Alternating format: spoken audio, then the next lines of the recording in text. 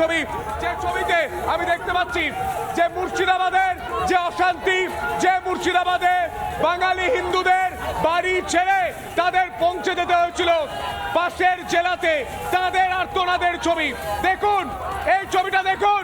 আজ বাংলার বাংলাদেশ, এই মুহূর্তে কথা বলার চেষ্টা করব, এই ছবিটা নিয়ে এসছেন কেন? বাংলাদেশ আর বাংলা দুটোই এক। আমরা চাই যে বাংলাদেশের হিন্দুরা যাতে নিরাপত্তা থাকে।